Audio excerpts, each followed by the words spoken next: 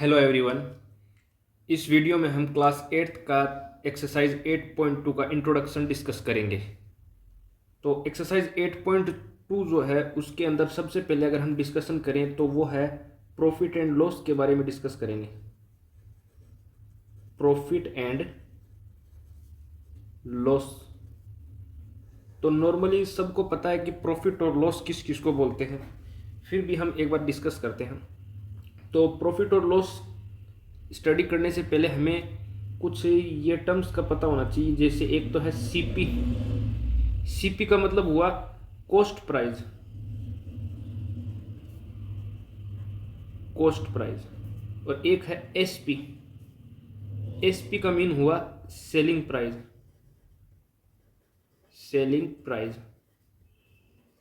अब ये एसपी और सीपी जो है ये हमने इनकी फुल फॉर्म तो डिस्कस कर ली, लेकिन इनके बारे में अब डिस्कस करेंगे। जैसे कोई शॉपकीपर है। अब शॉपकीपर जो है वो कोई आइटम परचेज खुद भी परचेज करता है पहले, फिर उसको सेल भी करता है। तो जिस रेट पे या फिर जिस प्राइस पे शॉपकीपर ने किसी आइटम को परचेज किया उस प्राइस को हम बोलेंगे कॉस्ट प्राइस। और जिस प्राइस पे शॉपकीपर ने सेल किया है उस प्राइस को हम बोलेंगे सेलिंग प्राइस। तो नॉर्मली अगर सेलिंग प्राइस जो है वो कॉस्ट प्राइस से ग्रेटर हो जाए तो उसके अंदर प्रॉफिट होगा।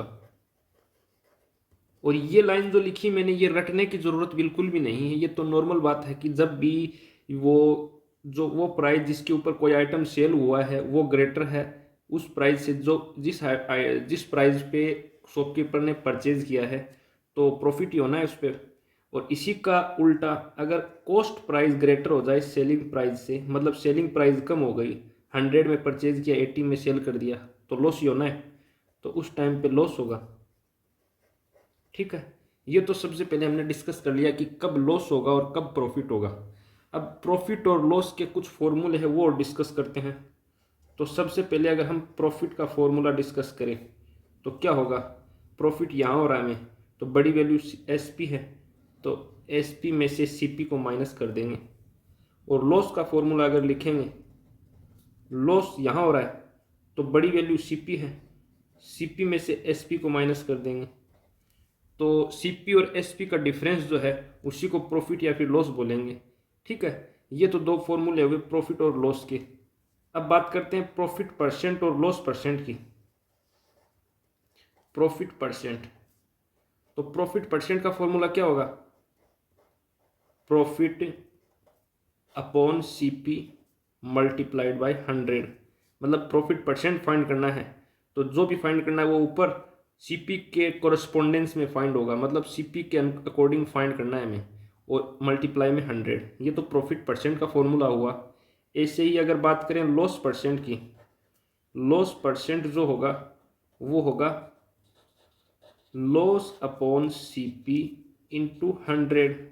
ये दो फॉर्मूले हो गए। और इन्हीं की एक और फॉर्म है वो देखते हैं, वो क्या है। प्रॉफिट का फॉर्मूला यहाँ पे लगा देते हैं। Profit S P minus C P है तो इसी के अंदर प्रॉफिट परसेंट इक्वल टू बोल सकते हैं S P minus C P upon C P into 100। हमने क्या किया कि इसी फॉर्मूले के मॉडिफाई करके लिख दिया यहाँ पे, प्रॉफिट का फॉर्मूला पुट किया खाली यहाँ पे। तो प्रॉफिट परसेंट को हम ये भी बोल सकते हैं कि profit percent equal to S P minus C P upon C P into 100। ऐसे ही लॉस परसेंट को हम क्या बोलेंगे, लॉस का फॉर्मूला ये वाला यूज़ कर लेते हैं, C P minus S P upon C P multiply by 100। ये फॉर्मूले यूज हुए। अब इस फॉर्मूले के ऊपर इन दोनों फॉर्मूले के ऊपर मैं कुछ एक बार के लिए स्टार अप्लाई कर देता हूँ। ये हम थोड़ी देर बाद डिस्कस करेंगे। ठीक है, पहले हम बात कर लेते हैं, कुछ और बात कर लेते हैं। ठीक है, ये स्टार इसलिए अप्लाई कर रहा हूँ कहीं भूल जाए नहीं हम। नॉर्मली अगर मान लो कि हमें किसी क्वेश्चन में प्रॉफिट परसेंट गिवन है और सीपी गिवन है, किसी भी क्वेश्चन में प्रॉफिट परसेंट गिवन है और सीपी गिवन है, तब ये देखो कि प्रॉफिट परसेंट गिवन और सीपी गिवन है, तो हम क्या करेंगे, सीपी जैसे ही देखा हमने तो तुरंत हम प्रॉफिट फाइंड कर लेंगे। तुरंत हम प्रॉफिट फाइंड कर लेंगे। और प्रॉफिट फाइंड कैसे होगा कि profit percent multiplied bye CP, इससे प्रॉफिट फाइंड होगा। ये तो परसेंटेज में जैसे 2%, 5%, 10% और कितने का हुआ 200 का, 300 का, वो फाइंड करने के लिए हम तुरंत ये फाइंड कर लेंगे जब भी सीपी गिवन है। एसपीपी कभी भी डायरेक्टली फाइंड नहीं कर सकते हम, जब भी प्रॉफिट परसेंट या फिर सीपी गिवन है तब ये फॉर्मूला अप्लाई कर लेंगे। या फिर जब भी हमें लॉस परसेंट गिवन है और सीपी गिवन है तब हम लॉस फाइंड करेंगे, लॉस परसेंट से लॉस फाइंड करेंगे। फॉर्मूला क्या हो जाएगा, loss percent multiplied bye CP. ऐसा समझो कि जब भी सीपी क्वेश्चन में गिवन है ना तो क्वेश्चन बहुत ही सिंपल है।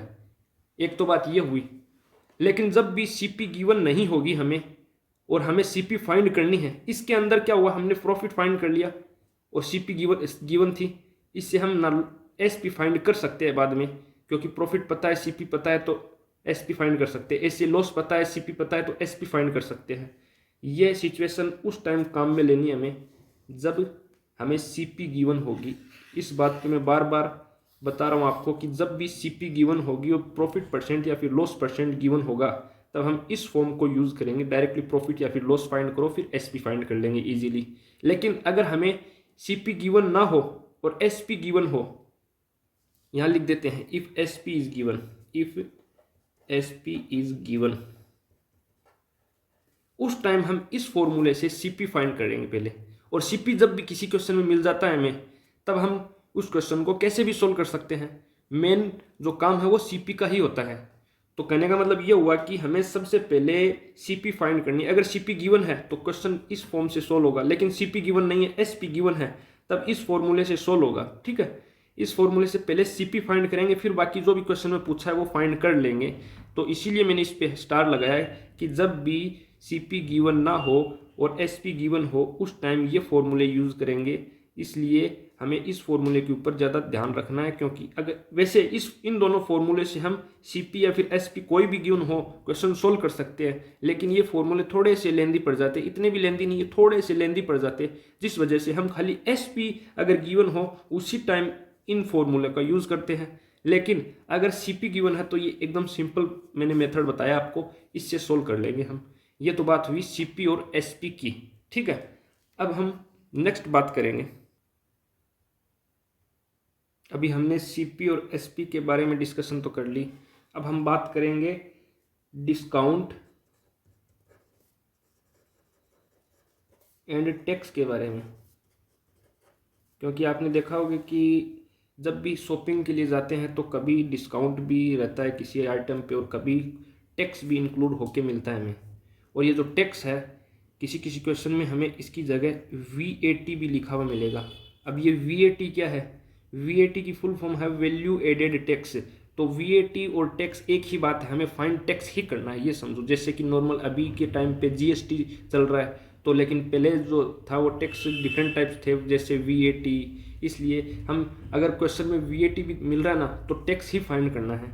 तो कैसे करेंगे ये देखते हैं। तो सबसे पहले बात करेंगे डिस्काउंट की। आप सबको पता है कि डिस्काउंट क्या होता है, कि कोई भी क्वांटिटी है उसके ऊपर हमें कोई ऑफर के टाइम पे कुछ परसेंटेज जो अमाउंट है कम देना होता है और उसी को हम डिस्काउंट बोलते हैं। और डिस्काउंट फाइंड कैसे करते हैं वो देखते हैं।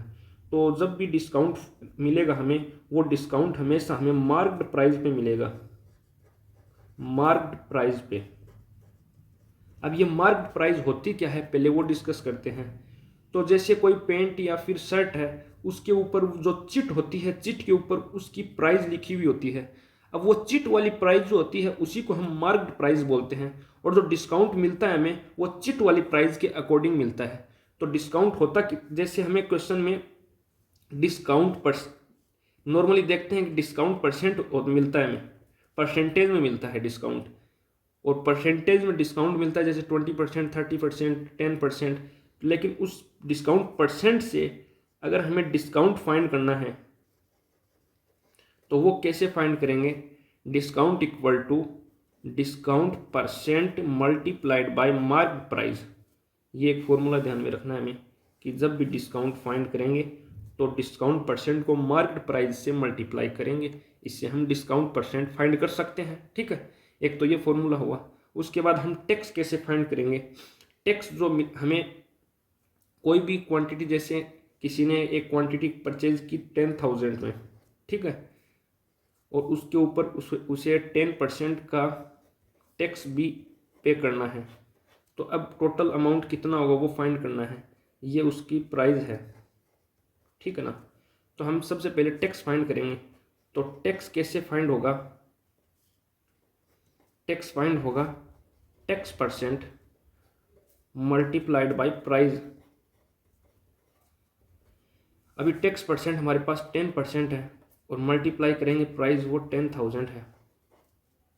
तो परसेंटेज का साइन रिमूव करेंगे, अपॉन में 100 लिखेंगे और मल्टीप्लाई में 10,000। ये दोनों जीरो इन दोनों जीरो से कैंसिल हो जाएंगे और आंसर मिलेगा हमें 1000।